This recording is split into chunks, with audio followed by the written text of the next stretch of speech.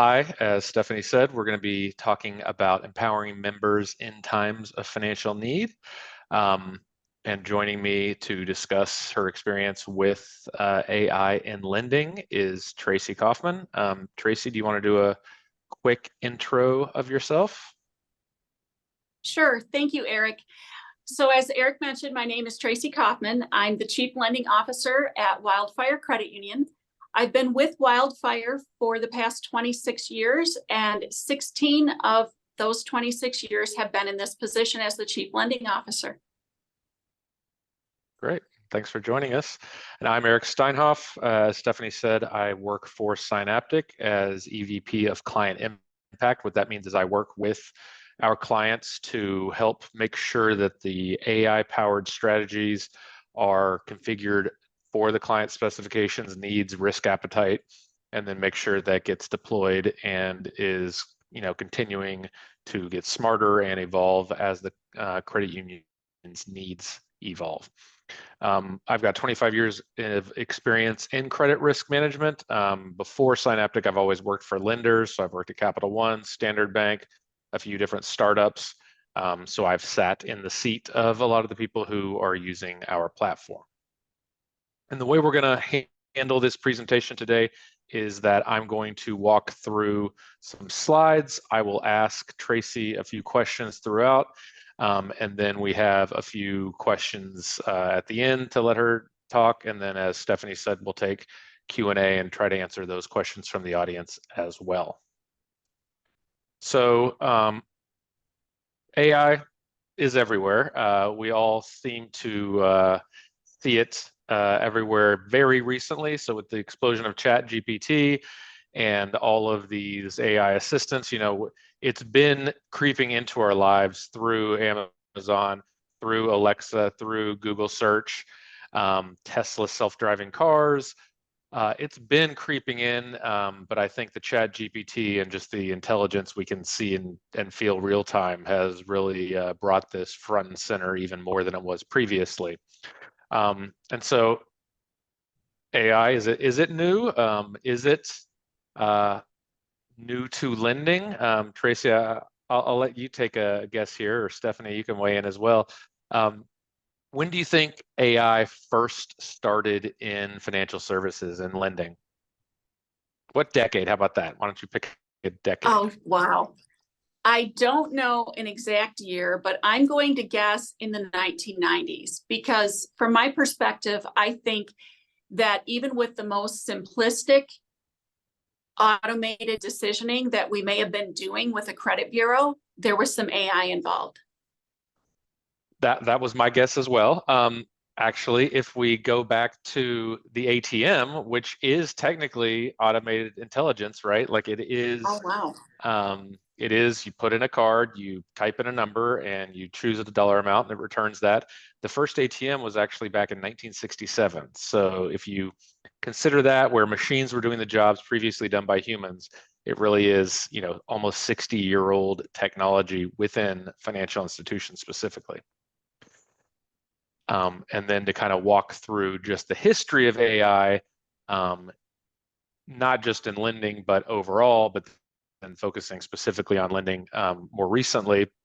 So in the 1950s, if you're familiar with Alan Turing and the Turing test, this is where he defined how do you know that artificial intelligence has happened, and the test he proposed was, can you tell if this is, if you're speaking through a wall, can you tell if it's a human or a artificial intelligence computer responding? His answer was, once you couldn't tell the difference, that is the definition of artificial intelligence. We've well surpassed that. I don't know that we're to true AI where it's sentient yet, but we will, at least with ChatGPT, passed that test now.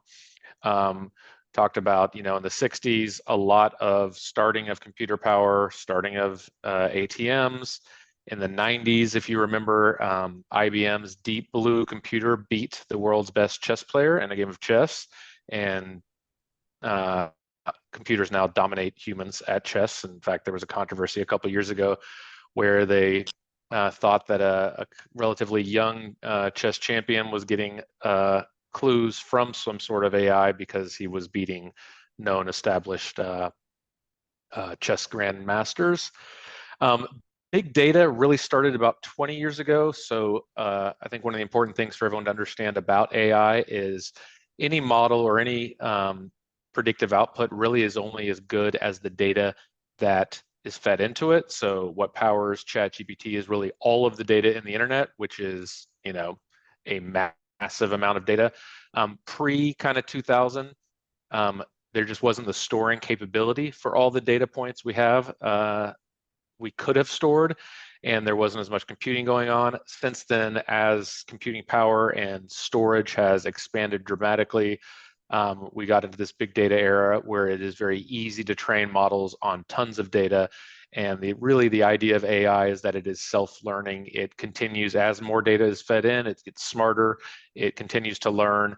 And obviously the big data era is required to allow that continued learning. Self-driving cars started testing almost 15 years ago. I thought back then that my children would never drive. Of course, it hasn't evolved as much as we thought, but there is self-driving cars out there. You can take a self-driving cab here in Texas. IBM's Watson. Then the big development in AI, of course, was the founding of Scienaptic in 2017. And what really triggered that, which is important here, is the idea of explainable AI for credit. So in the most simplistic explanation I can give, there are really two types of artificial intelligence or machine learning. There is supervised and unsupervised. So unsupervised learning, think like a Google search. I type in, what's a good restaurant in Detroit, then Tracy 5 minutes later types that same question in, and based on what links I clicked, that will actually change the likelihood of different links showing up for Tracy's search. That's unsupervised. The model is learning on its own. Might call it a black box. We don't know exactly what's going in or what's driving that. The model is self-sufficient and for all intents and purposes. That's not okay. That's not acceptable. That's not allowed by regulators in lending because of things like ECOA and fair lending. And so what we have to do is monitor and audit and test models before using them and making credit decisions. And so that would be called supervised lending.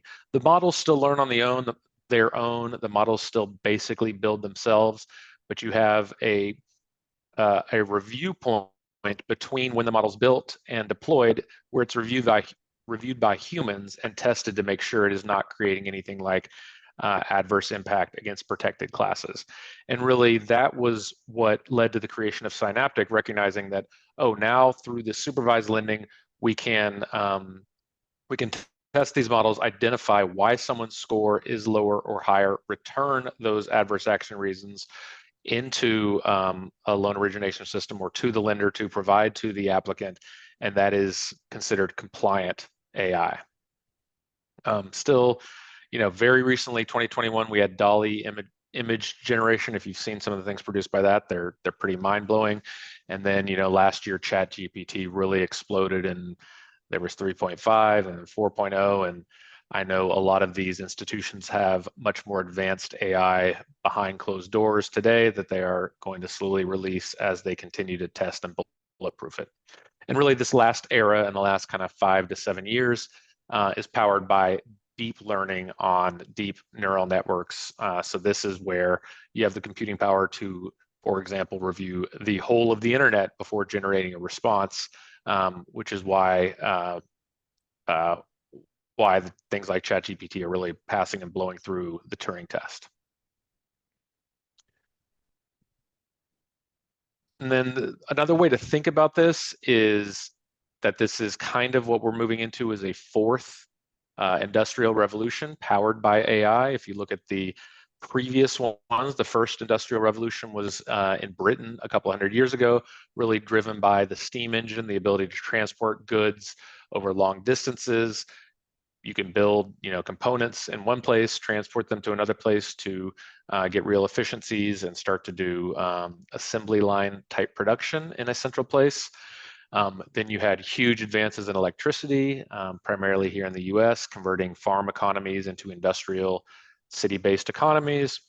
In the 90s, we started the the revolution powered by the internet, which is really just access to vast amounts of data.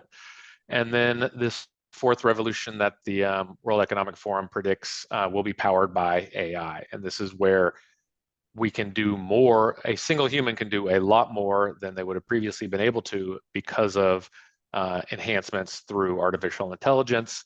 A lot of the basic things that we need humans to do today can be handed off to computers, gaining efficiency, really should be providing huge advances over the next 5, 10, 15 years in terms of how our economy works. I have no idea what it means, but it is going to present change. I think we can all pretty confidently state that. And so, bringing it back to what this means for lending, I have another question for you, Tracy. What percent of all lending do you think will be powered by AI by 2030? But by 2030, I'm going to guess 75%. Close. It's even higher. So the prediction from a survey we've done as well as industry research is that 90% of all lending by 2030 will be powered by AI, artificial intelligence. And you can see we have the adoption kind of curve here just within credit unions. In 2021, there were only a handful of credit unions using artificial intelligence in lending and making credit decisions. By this year, it's well over 150 and will continue to dramatically grow. But this is, all lending, including banks, online institutions, credit unions, et cetera, will be powered by AI within the next 7 years. So what is AI and how does it differ from how a human underwriter might work? So we all know the limitations of humans versus the limitations of computers. Humans can really only process so much information in a single time period. Typically, humans can consider maybe 10 or 20 variables when making a decision like a credit risk approve decline decision. Those of us who've worked in lending, who've worked with underwriters know that we all kind of go back to our kind of standard approach. I look for affordability, I look for recent DROGs, I look for escalation of credit, et cetera. There are a bunch of different trends I can identify, but it really is much more simplistic than what a computer can ingest and evaluate in a lesser amount of time. So, in a fraction of a second, a computer can evaluate thousands of signals. Obviously, as I was alluding to earlier with the big data era, you have to have access to that data. You have to present the computers with those data points in order to evaluate thousands of data points. But if we think about even the lending we're doing at Scienaptic, we're really just scratching the surface, really just starting to use, the foundation of most lending decisions is what's available in the bureau. We also incorporate alternative data in a lot of instances, as well as any borrowing history with the credit union. We've started to tap into credit union's core systems and leverage that information to understand a more holistic 360-degree view of the applicant. But you can imagine all the different sources of information, all the different records we can pull into making a smarter decision. And again, we're not limited. We have ample computing power to process all that information and to do so in less than a second. And the key is obviously not just making the best decision possible, but ensuring that it is smarter and fairer. And so there are several tests we can do to ensure that there are no biases and that we're not discriminating against any protected classes.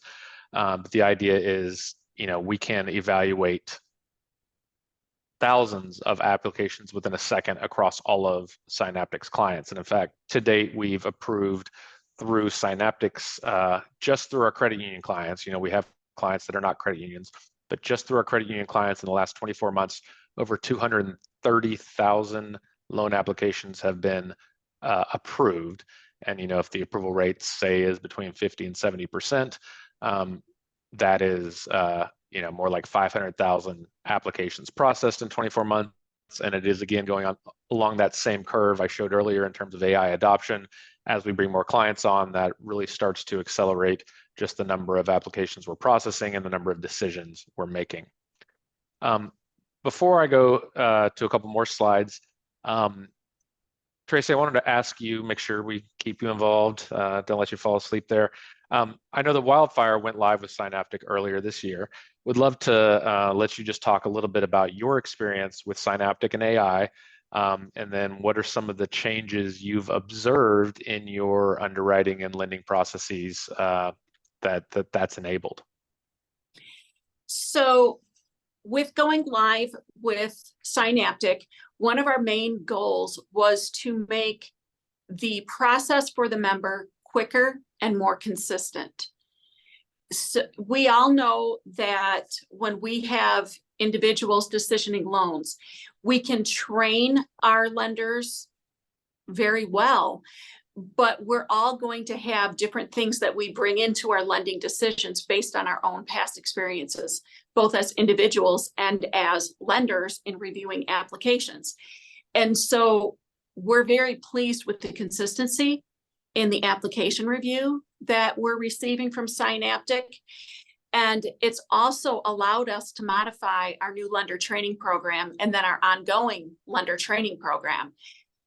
You had alluded to it earlier, Eric, when you mentioned that the engine is only as good as the information that is fed into it. And so in our prior new lender training, we were training our lenders, we were overloading them with everything that they needed to learn. We were training them on the various screens in the application system themselves.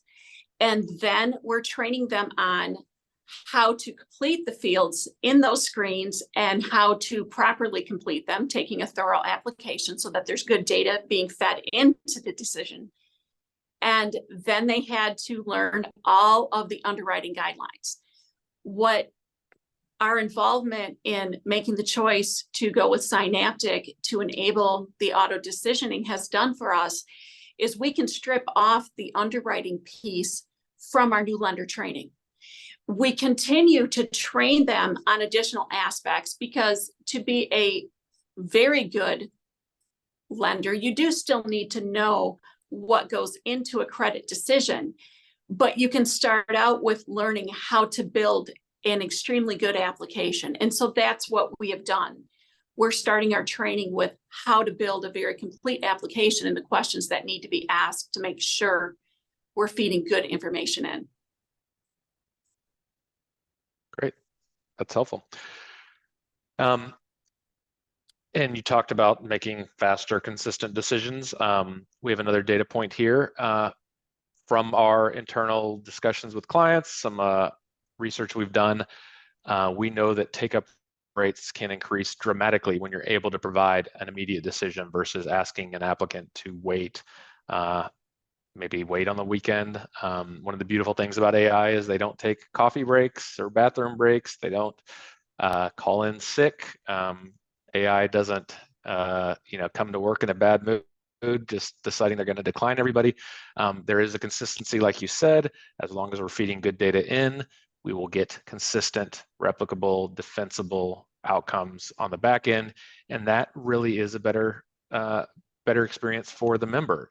Even if you end up declining an application, you're doing the member a better service by doing that decline immediately versus stringing them along, trying to see if there's a way to get it done, and then ultimately declining them later on. A fast no is in some ways better than, it's definitely better than a slow no, and sometimes it might be better than a slow yes.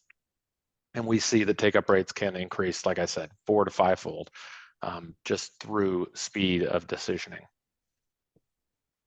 One other thing I touched on a little bit before, limitations or regulatory constraints placed on lenders before they use any sort of technology or make any sort of decision. Fair lending isn't restricted just to AI. All underwriting must comply with fair lending ECOA laws.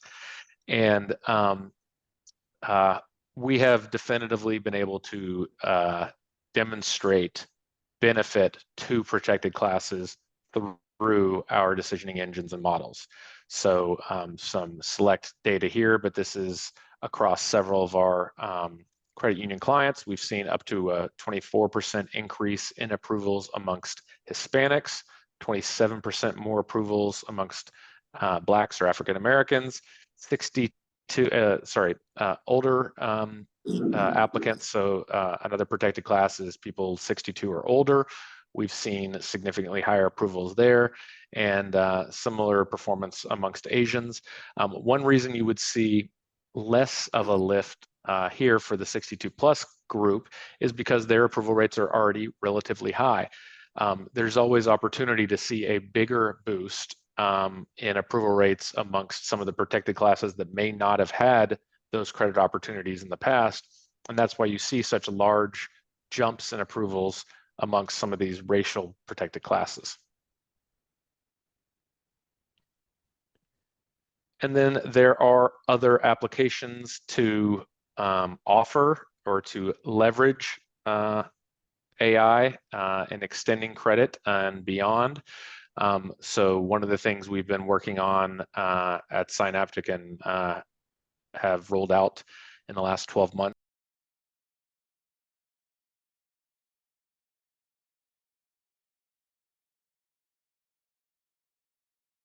at the right time. I'll talk about that in a couple of slides. Also behavior patterns, identifying abnormal behavior, signals that this person might be misrepresenting themselves either through identity theft or synthetic fraud, as well as non-abnormal behavior, just again identifying where along a credit journey, where along a credit life cycle a member is. Are they looking to take on credit? Are they pulling away from credit, maybe need more savings vehicles? Are they potentially running into some strain economically? And are there some early collections actions or proactive outreach payment solutions that can be offered before someone gets 30 plus past due? Context, again, sources of income, seeing if someone goes from direct deposit to not direct deposit, seeing if income amounts are fluctuating dramatically, that can indicate something going on with that person's financial situation. And then Scienaptic doesn't really touch on this yet, but there are other AI tools used in the market that can be used to identify, how's the best time to reach this person? What time of day are they most likely to answer a call? What is the best mechanism for reaching them? Is it phone call, text, email? There are all sorts of ways to leverage the data available and the tools and models available to make smarter decisions, placing the financial institution, the credit union, where we can offer the best solutions, best options when the member needs it. Before I talk a little bit more about these additional products we've added recently, I'd like to ask you another question, Tracy. How do you expect AI to change the playing field for your credit union, for Wildfire, when it comes to lending in the future? So over the next decade, talking about some of these additional applications beyond just making an approve decline decision at time of credit application. We're really excited for the changes that we're going to be able to implement in the future. Obviously, if budgets weren't a concern, we could start on everything all at the same time, but we all know that we don't live in that world. And so, but the things that we're most interested in order would be, we're definitely interested in the Centrelink product and partnership that you have for fraud prevention for both lending application side and new account side for online originations. We're definitely interested in looking into that to help our staff members have a heads up of applications that we should be looking at a little closer so that we can help protect ourselves from fraud, because obviously fraudsters are always putting their talents to good use, and they found that the online channel is the best use of their talents, and they do fool all of us at some point in time. And so any additional tools we can build in to help us on that front, we're interested in. We're definitely looking forward to looking at the referral capabilities that you have, so that in addition to providing the decision on the loan application at hand, we know that if the referral is coming out of the Scienaptic decision engine, we worked with you on building the underwriting tables behind that. We are confident in the decisions that are being returned because of that and all of the testing that we had done while we worked with you on the build.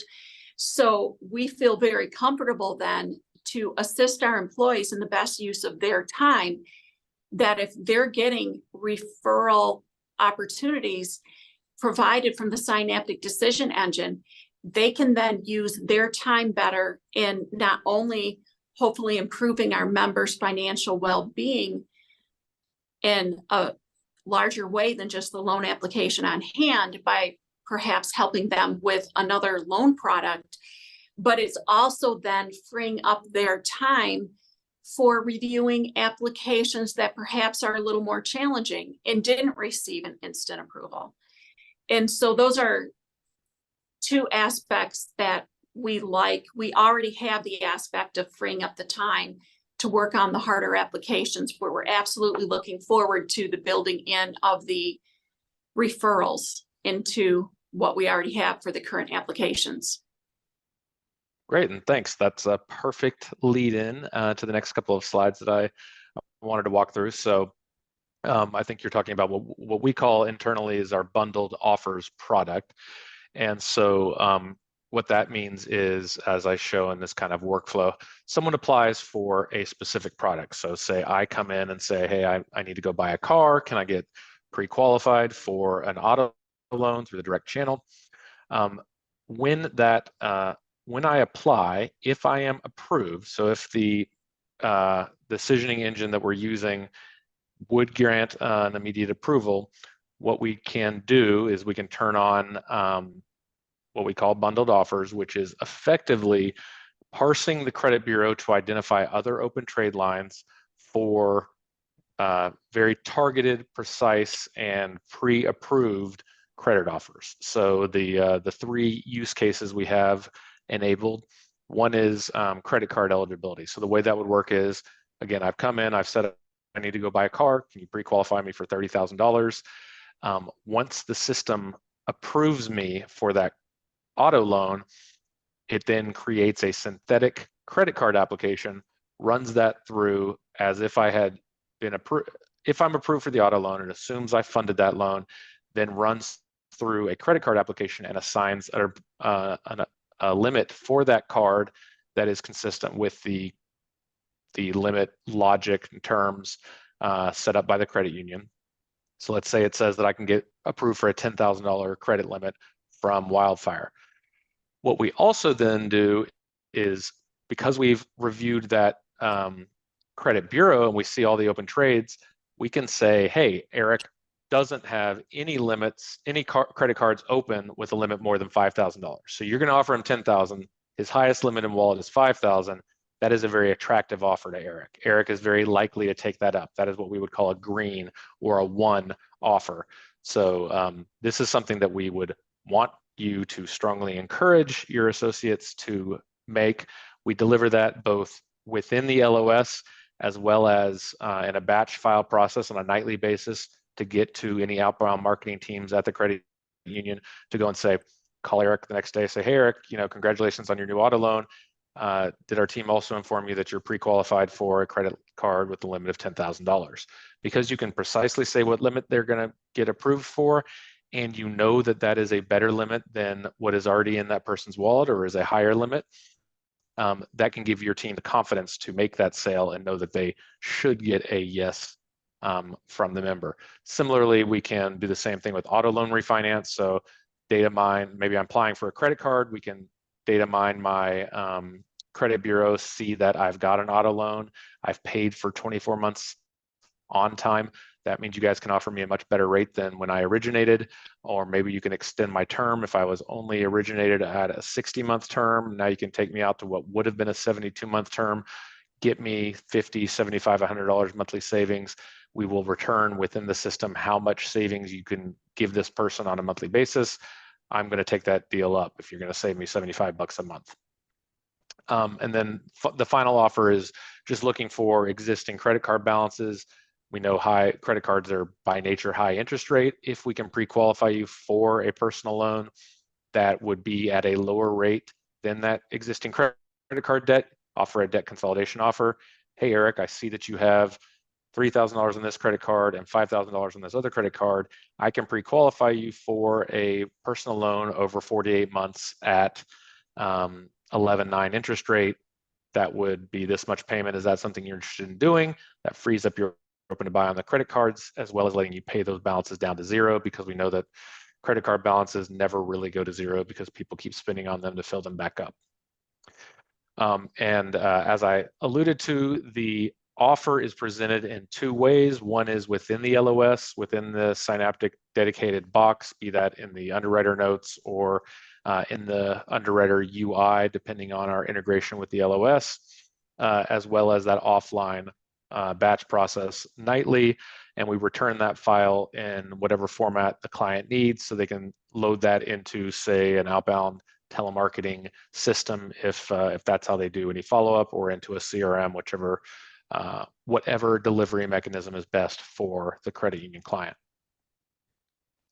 And then the other product you talked about was our fraud product, which is powered by a partnership we have with a company called Centilink, as you alluded to. And the way this works is, when an application is received, we will make an outbound call, not just to alternative data sources like LexisNexis, but to Centilink, provide them with the applicant information, name, address, SSN, date of birth, and other information. The more data, the better, as has been a running theme in this presentation. If we can provide IP address, email address, and or phone number, that can make a much smarter response back in terms of powering that score. But what the logic does is it basically identifies any suspicious activity associated with that person. Either, they have Centilink is a fraud-only solution, so they have been tracking fraudulent applications for the last 7 years, as long as they've been in business. They have a known database of known fraudsters, known SSNs used for fraudulent applications. They can identify whether this SSN is in that clump of fraudulent SSNs. They know whether it's whether this person specifically has been seen at other lenders applying with different SSNs, which is what is basically synthetic fraud. Unusual geographic activity associated with the phone number. So if I'm applying for a loan in Michigan, my phone number is Dallas. I've always lived in Dallas. There's no record of me living in Michigan, and my phone number is a Dallas area code.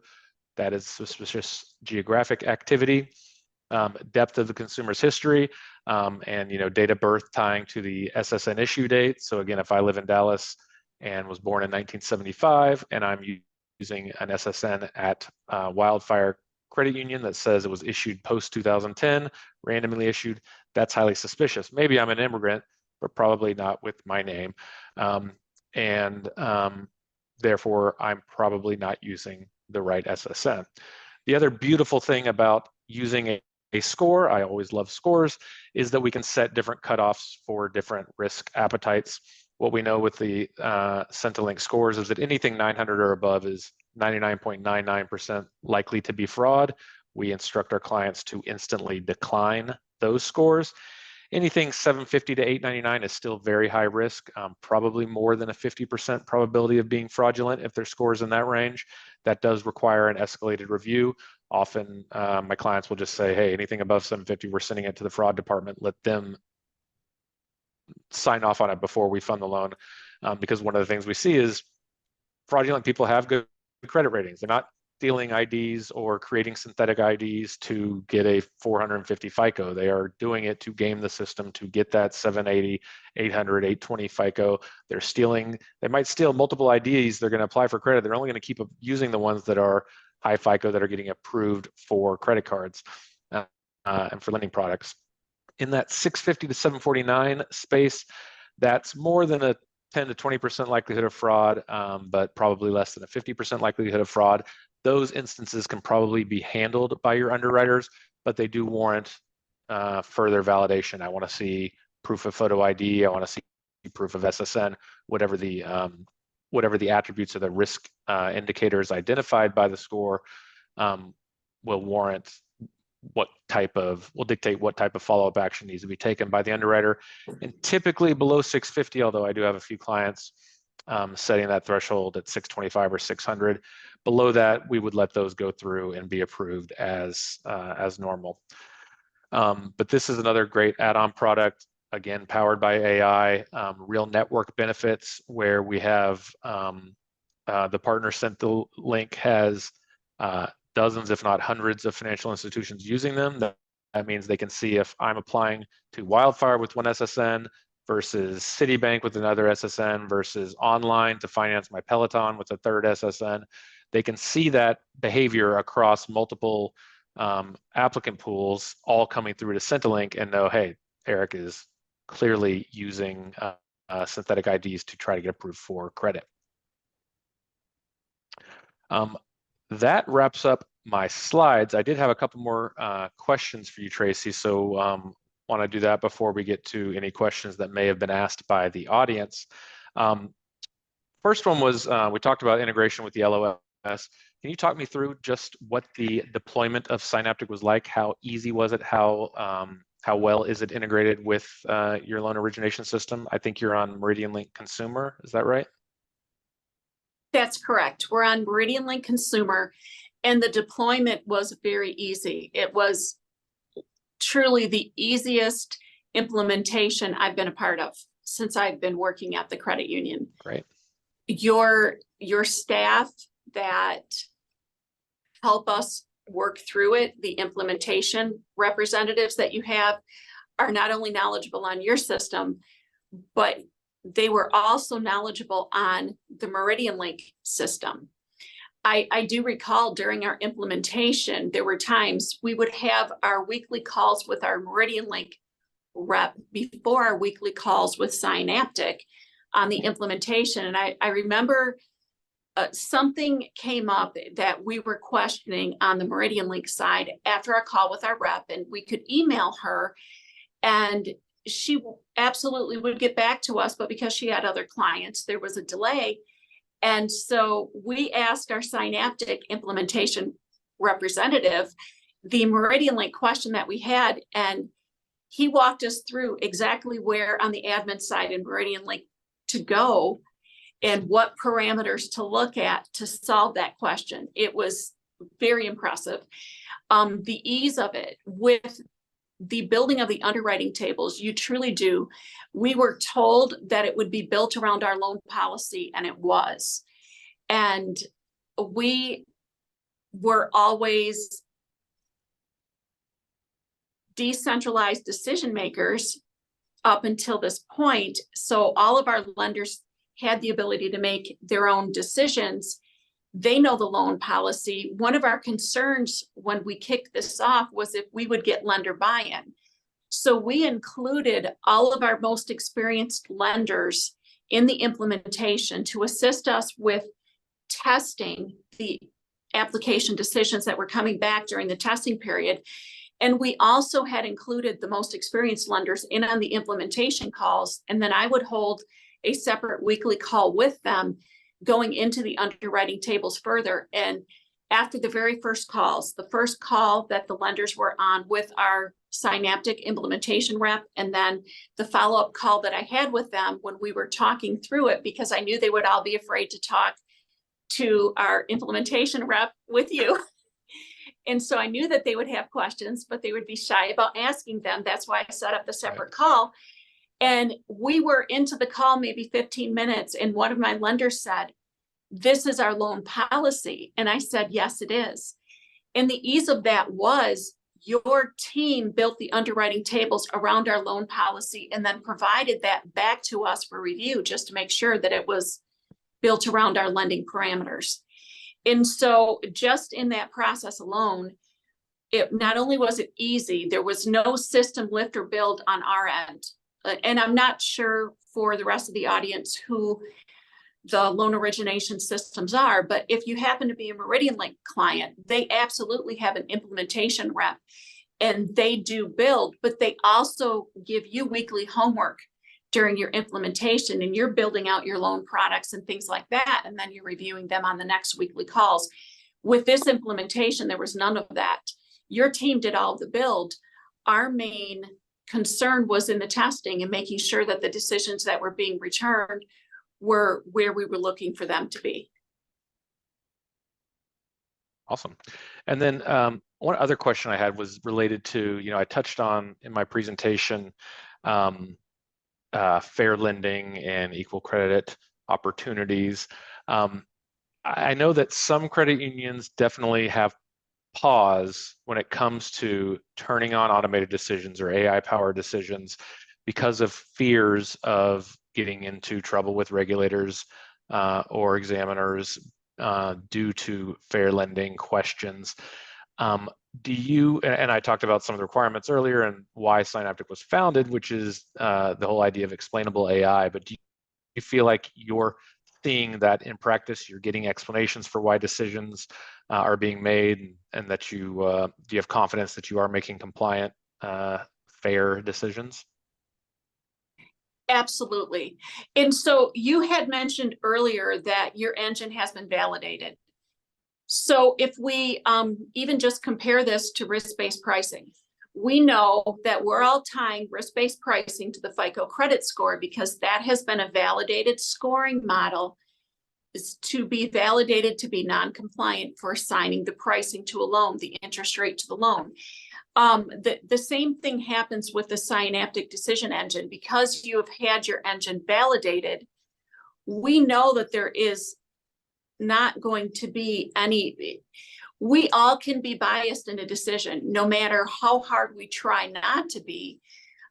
We all know members tell us way more than we want to know. When we're taking an application, they give us a lot more information than what we're asking for.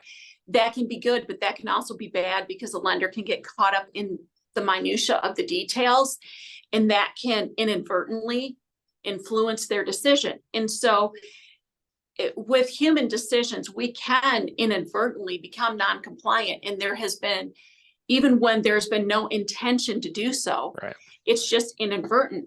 But once you're dealing with a validated system that has been validated for non-compliance, it gives me a lot more comfort in that it will be that it will be compliant. fantastic. Well, Eric, do you want to come be a salesperson for Scienaptic, Tracy? You do a great pitch. We do have a few questions in the chat, Eric. Okay, great. So the first one is, what other core processing systems are using Scienaptic, or can Scienaptic integrate into, would be my interpretation of that. Yeah. So Tracy obviously alluded to Meridian Link. I'd say the big three out there that we're integrated with are Meridian Link, Temenos, and Jack Henry's ELA system. We also, in your neck of the woods, we're integrated with CU Answers, which I know is fairly popular in the kind of Midwest. I think they're based out in Grand Rapids area. We are just now deploying some integrations with Fiserv's LOS. I'm probably missing a few, but if it's an LOS that is used by credit unions, we are either integrated or actively working on a deployment. Oh, and another one, Sync One and Share One are a couple more, but yeah, there's tons, as well as core integrations. I'd say 80% of our clients use Jack Henry Scimitar as their core, and we are integrated with that via SIM Exchange. A bunch of other ones are using some Fiserv products, and we're working to integrate with those as well. Perfect. And again, if anybody else has questions, please feel free to pop them in the chat. I also think at this point you would probably be safe to unmute yourself if you would like to ask your question directly to Eric or even Tracy if you have questions. That's why we have Tracy here today. I did have one that came to me directly, and they wanted to know what other sources of data can be used to power loan decisioning. Sure. So we touched on that a little bit on that slide with the member at the center. and all the different data points. Right now, for our standard deployment, as I alluded on that slide, we're obviously using credit bureau data. We just talked about integrating with cores. So we are at a minimum leveraging some basic core information, things like how long have they been a member, or do they have prior loss to the credit union? Are they on a do not lend list? Do they have, are they on restricted overdraft status because they are overdrawn or have been frequently overdrawn, or are in collections right now? So there's kind of some basic data points we can get from the credit union, from the core system of the credit union, as well as we have some advanced models that a few clients are using, which will do true cash flow based underwriting to evaluate, taking snapshots of every member on a monthly basis to look at what their cash flow looks like. Are they trending? Are their balances trending up, down, or flat?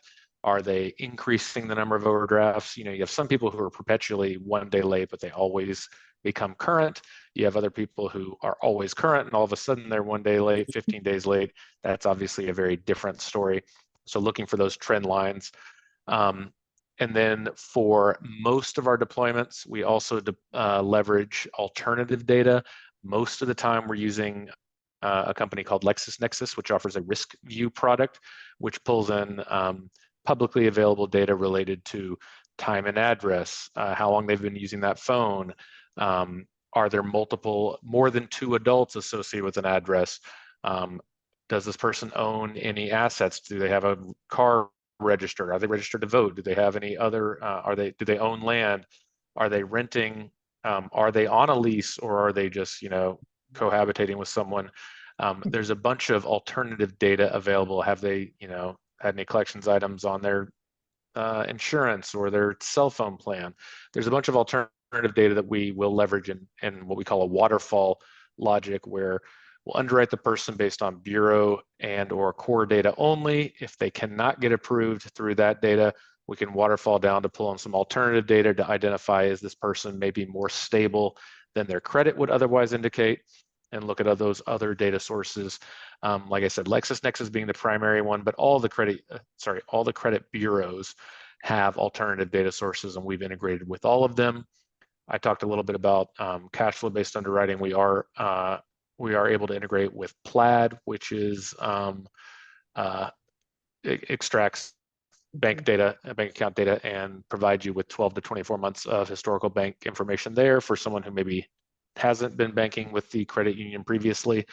So yeah, we like to consider ourselves really a hub of integrations for data providers, and the logic allows us to call different data sources when they're available, call other ones when maybe we don't have sufficient information to make a decision, but it really is kind of a smart data hub where we can call all sorts of different potential sources to make sure we're making the best decision, but really looking for ways to say yes, really looking for ways to identify, are there any positive indicators that may not be reflected just in the bureau alone?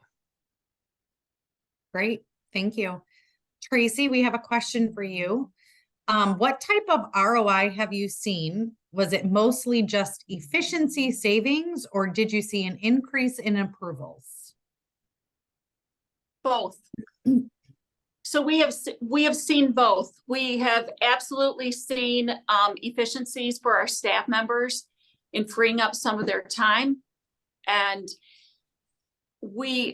I also actually plan to compute once we are fully implemented. However, we're working with our implementation rep on increasing the number of auto approvals. I will actually, once we have that maximized, I will actually be computing a full ROI to look at the increase not only in approvals, but the increase in approved loans that are booked at the average interest rates over the life of the loans. But I'm waiting to do that until we have fully maximized the instant approvals for our applications.